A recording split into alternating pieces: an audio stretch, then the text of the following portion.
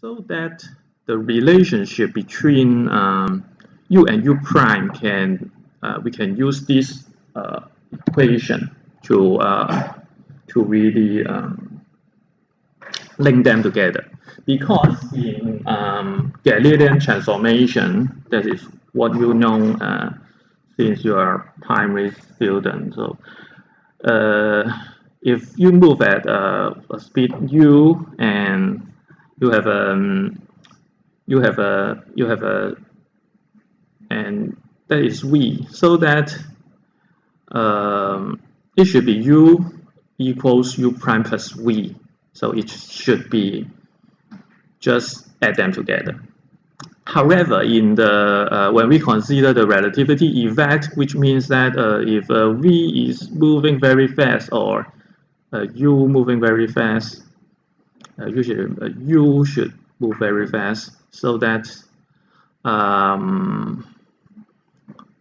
actually they are not just add together. You need to divide by this factor 1 plus u prime v over c squared, which means that if u prime v is close to speed of light, then this term is not 1.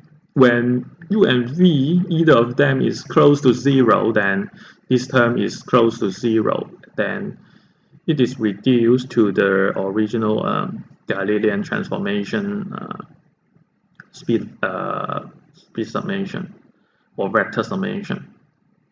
So that this is a case that 1 plus 1 is not equal to 2. 1 plus 1 is not equal to 2.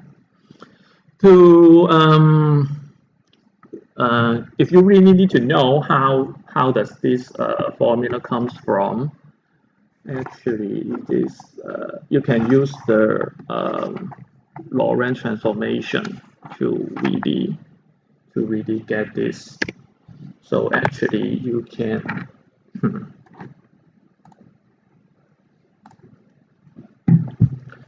so in Lorentz transformation we have delta x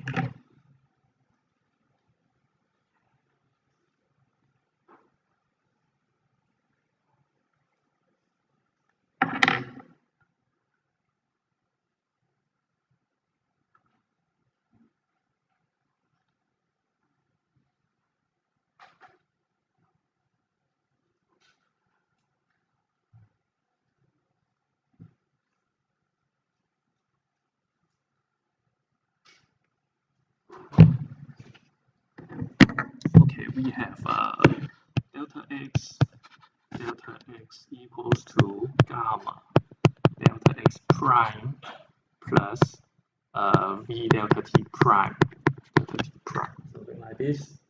And also we have delta t equals gamma delta t prime plus v delta x prime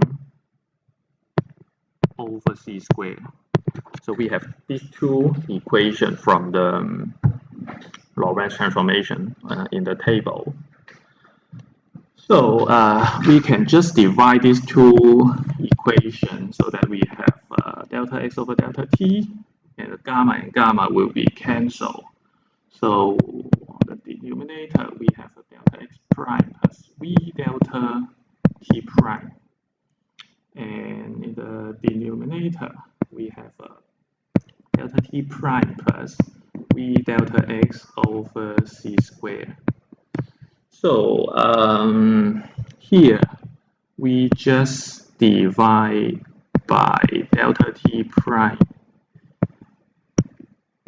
on the top and on the bottom, divide delta t prime, so that the first term would become delta x prime over delta t prime plus v, and this one is 1, and we have v delta x, this one should be delta x prime,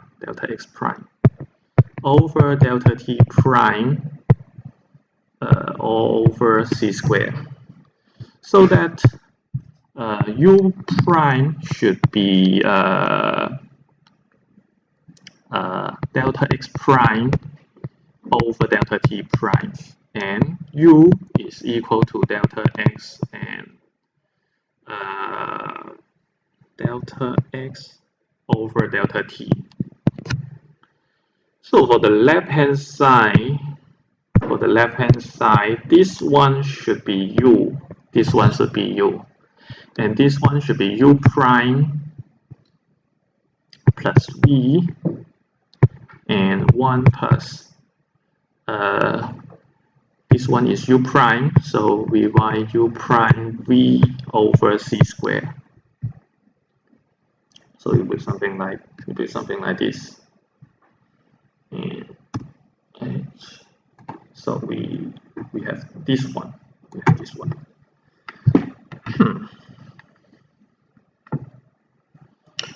So when we apply the formal test to let c tends to infinity, this term will go to 0 and it reduces to here, which means that in relativity we assume that c is the ultimate speed. Any speed cannot be faster than c. So if we just let c tends to infinity, it will reduce to the Newton's mechanic. But classical equation is approximately correct for speed much less than c. So if we move sufficiently fast, this one will be good enough. Okay, when a particle is moved, so actually this is the previous case. Okay, I have derived it. So next one is the Doppler's effect. In classical physics, we also have Doppler's effect for maybe the sound. For example, if you hear the siren of an ambulance, if it is approaching you, you feel that the frequency become higher. If it is go away from you, then you feel the frequency to become lower. So that's the Doppler's effect for the classical physics or the sound wave. So for the if we consider the relativity effect, actually usually we'll consider the light, because for the light we have f and lambda, and we have f and lambda, and f times lambda should be the speed of light. So if a wave is traveling and this is a detector, and if the detector is moving towards the wave, then of course you feel the frequency to be different, and actually it will satisfy this equation, and beta is previously mentioned, v over c is beta.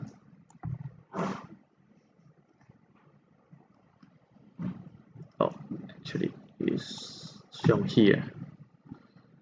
And if we consider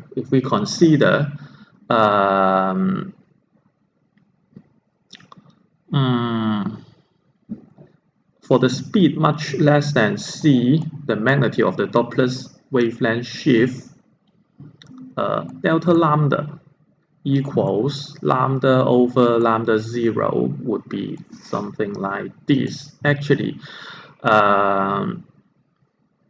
you will try to assume that beta is very small, and then you use the Taylor series expansion to this stuff, and you will find that it will be something like lambda equals lambda 0 equals 1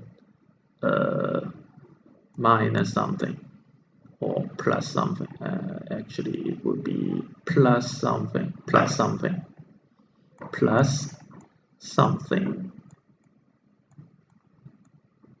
If you use the Taylor series expansion to really expand this term, actually it's something like beta is very close to 0, then it will be just 1 over square root of 1 minus beta.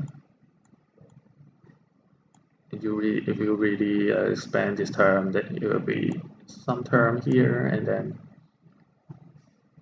you move it to the left side, it will become the delta lambda.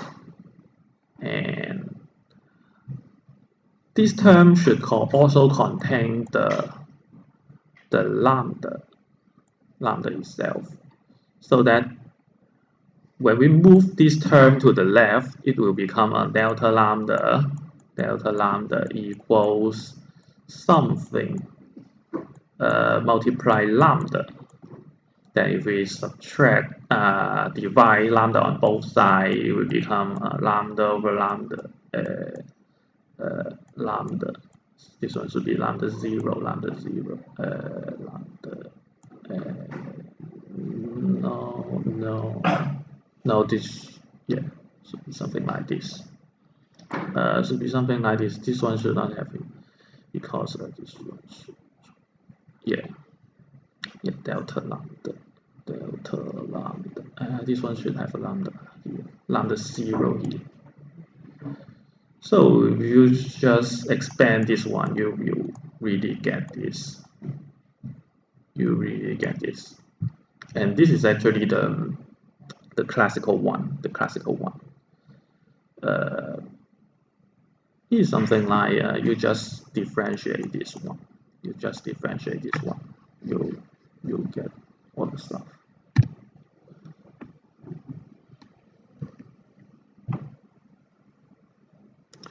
So actually, we can also have an equation like this, because we have C equals F over lambda, which means that F equals C over lambda. F equals Z over lambda, or lambda equals C over F. Lambda equals Z over F. So we have Z over F and then C over F0. C over F0. Then C and C can be cancel each other. Then finally we can get this one. Something similar.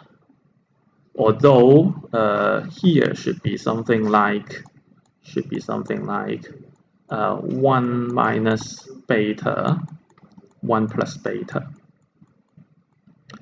And you multiply 1 minus beta, 1 plus beta, 1 plus beta, 1 plus beta. Then this one, the bottom one would become 1 plus beta square, 1 plus beta square. And the top one will be 1 minus beta square. And as beta tends to 0, so that this one will become 1.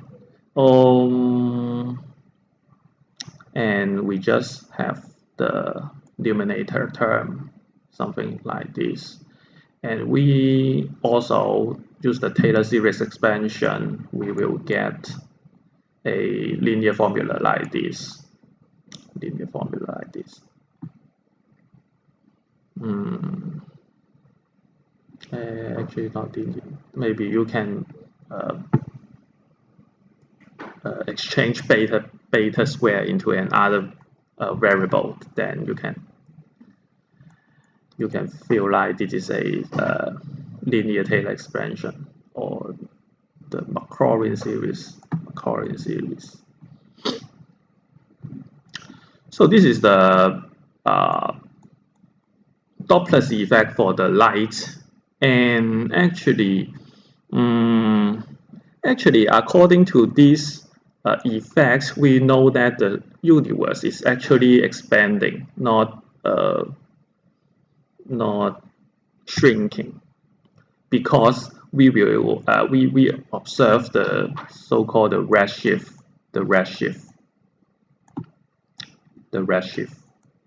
红移的现象。红移的现象就是说this is to say that we also find that the star will become will have a longer wavelength, which means that the star should be moving away from us rather than approaching us. And this is an argument that the universe should be expanding, so that everything inside the universe should be moving away from any others inside the universe itself.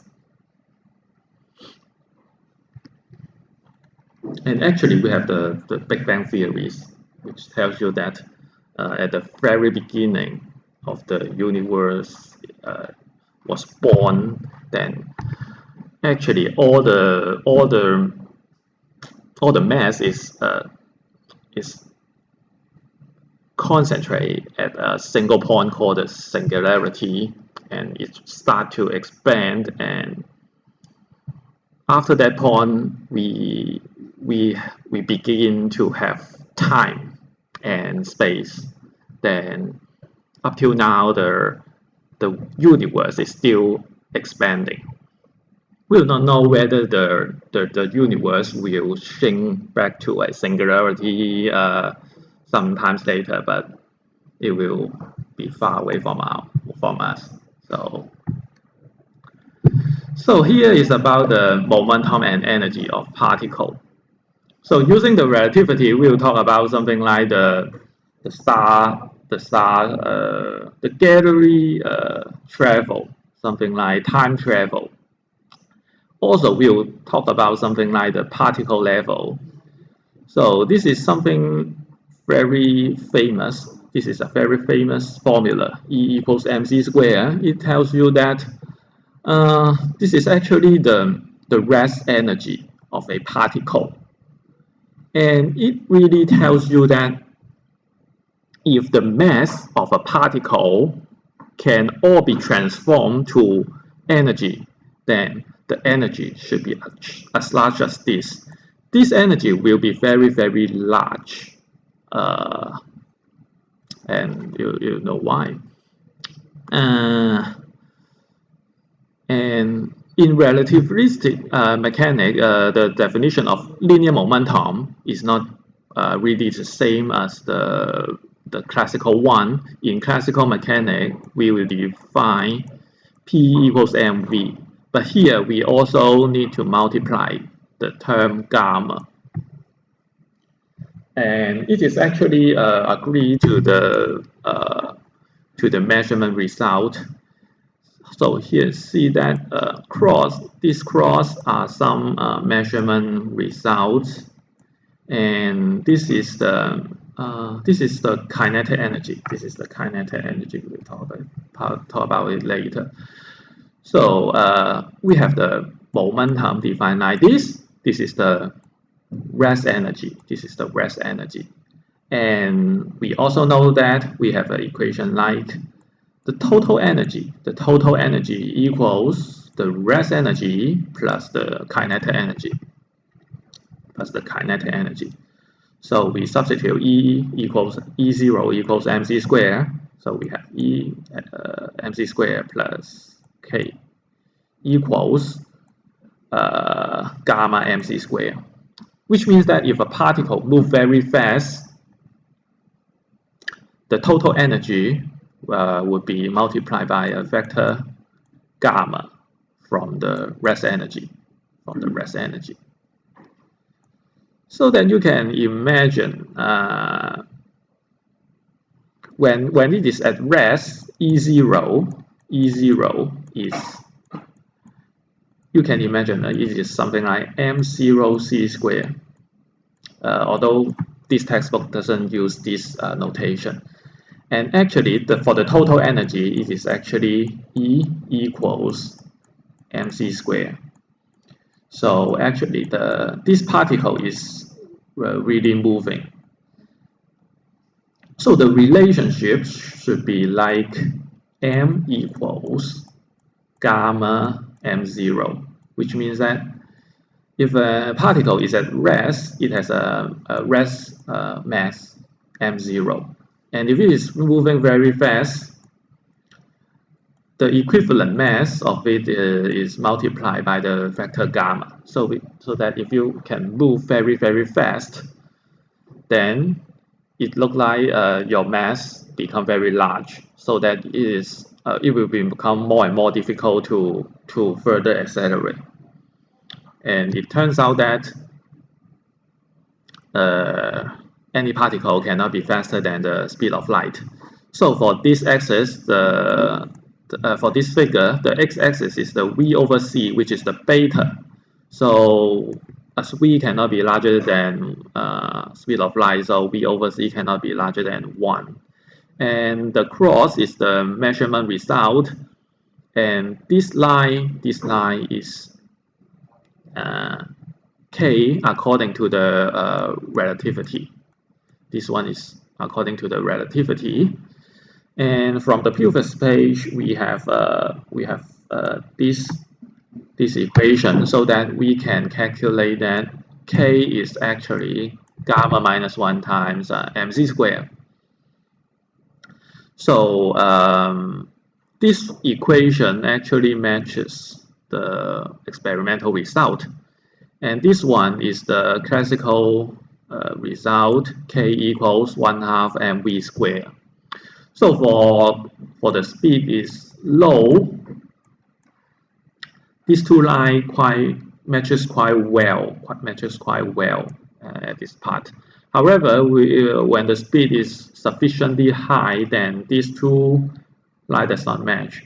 And actually, this one from the classical mechanics cannot really match the experimental result.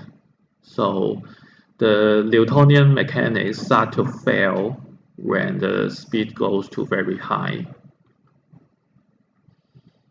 Also, we have the equation like this.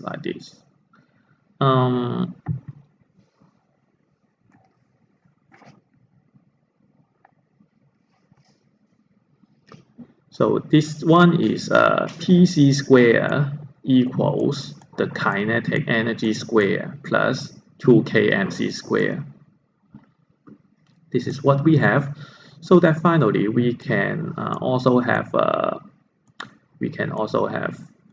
E squared, which is the total energy square. This one is Pc squared, and this one is the rest energy square. So that this is a Pythagorean theorem. So you can consider a right angle triangle. This side is E, this side is Pc, and this one is mc squared. So it will be something like this. Actually, you can use some algebraic calculation to really derive it from this one and also this one to here. But this is just some algebraic calculation. So maybe I just I will share with you the steps in on the website. So actually, I have shared it on Moodle, so that you can check it yourself. And as I mentioned, this energy is very fat. It's very large. It is related to the nuclear reaction. Something like there are basically two types of nuclear reaction. One is the nuclear fission, and another one is the nuclear fusion. So 一个是核裂变，一个是核聚变。So for the atomic bomb, it is the nuclear fission. So the energy of nuclear fission is smaller. For the nuclear fusion, you can imagine it is a hydrogen bomb. So the energy is larger. And actually, the chemical reaction not actually not really the chemical reaction. The nuclear reaction is not different. For nuclear fission, as you know, uh, we use the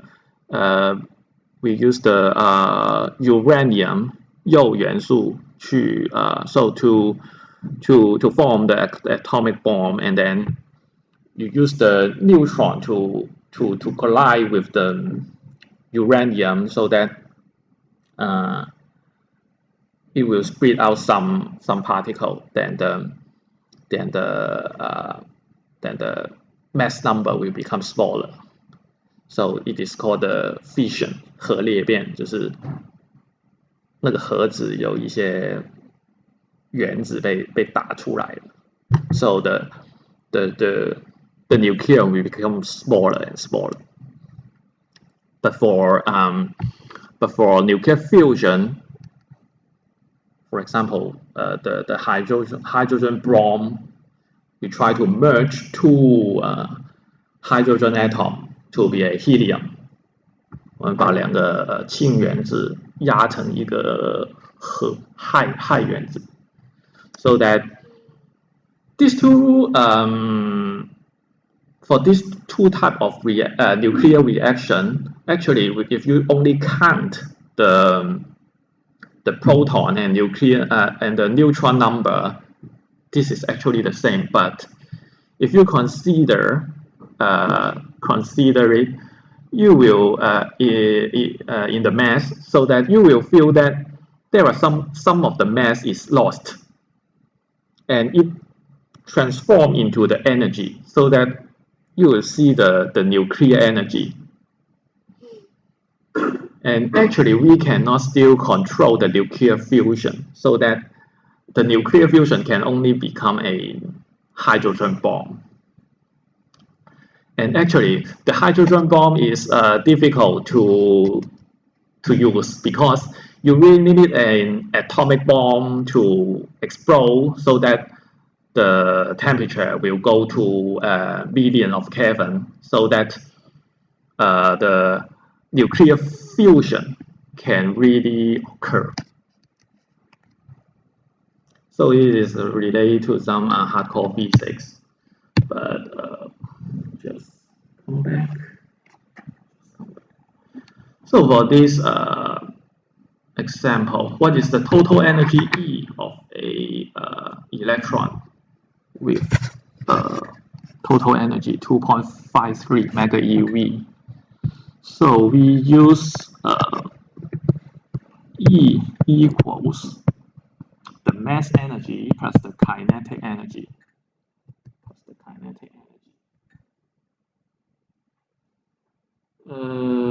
So this one should be the kinetic energy. It asks you what is the total energy.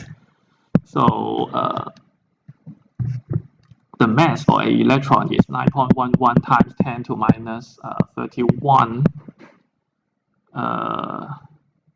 times 2.998 times 10 to 8 square over 1.6 times 10 to minus 19, because this one is the energy in joule, so that we need to divide by E so that it becomes the EV level. And actually, we also need to derive it by which means that in the denominator we also multiply it by 10 to the 6, so that it becomes mega eV, and then we can add 2.35 mega eV, and the total energy will be 3.04 mega eV.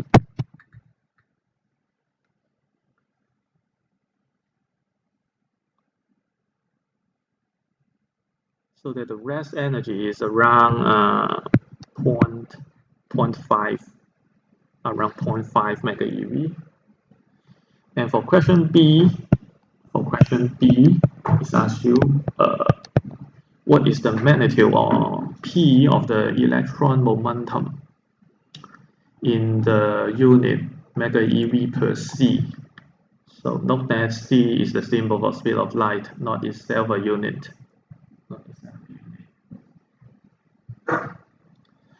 So here we have P equals gamma mV. P equals gamma mV. And we actually want to know what is gamma. And we also know that mc square is nothing but 3.04 minus 2.53, so that it is around 0.51 mega eV.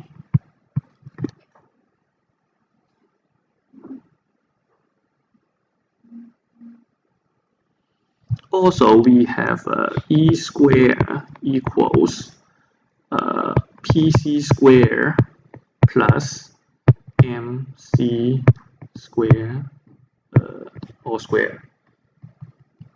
So the total energy equals PC square plus the rest energy square.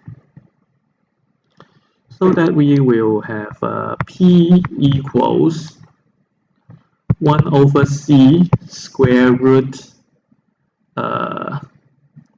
E square minus MC square, something like this.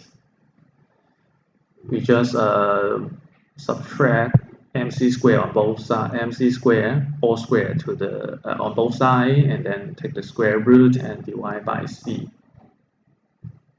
So that it is 1 over C square root 3.07 square 3.04 square minus 0.51 square, and it would become 3.00 mega eV per C. So this is the momentum.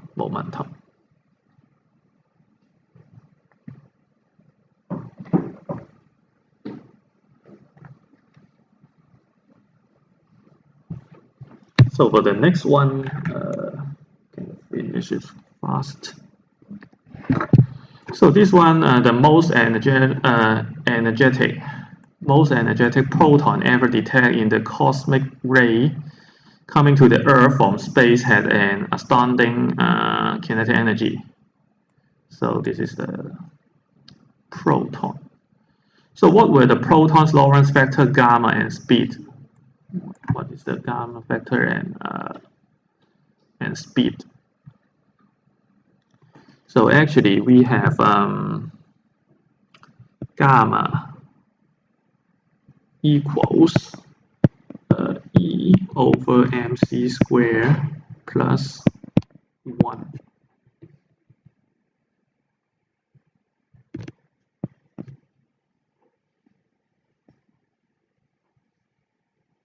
Oh, this one should be the K. This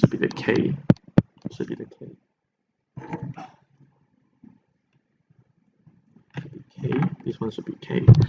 So that this one will be 3.0 times 10 to 20 over the mass for a proton is 1.67 times 10 to minus 27 times 2.998 times 10 to 8 square all over 1.6 times 10 to minus 19 plus 1. So it will be 3.2 times 10 to 11. which is a very crazy number. Crazy number. So gamma is 1 over square root of 1 minus beta square, so that it will be it will be equal to 1 plus beta 1 minus beta in the denominator, and take the square root. And beta should be very close to 1, so that approximately we can write something like this, because beta should be equal to 1, so that this one should be close to 2. But you cannot say this one is close to 0, because if this one is 0, then it's infinity. So we can write 1 minus beta is 1 over 2 gamma squared. So you substitute the number in, and it will become 5 times 10 to minus 24. 10 to minus 24. And finally, beta will be 1 minus 5 times 10 to minus 24. Actually, it's very, very close to 1. Very, very close to 1. So in the textbook, it will show that 0.99999 with 24 9, and then with a 5, 23 9, and followed by a 5. So which means that V equals this one times C, which is a little bit smaller than C. So in this case, it asks you, so the final two, small problem. Suppose that the proton travel along the diameter of the Milky Way. Milky Way is the 银河系, Milky Way galaxy. So the diameter of the Milky Way galaxy is 9.8 times 10 to 4 light year.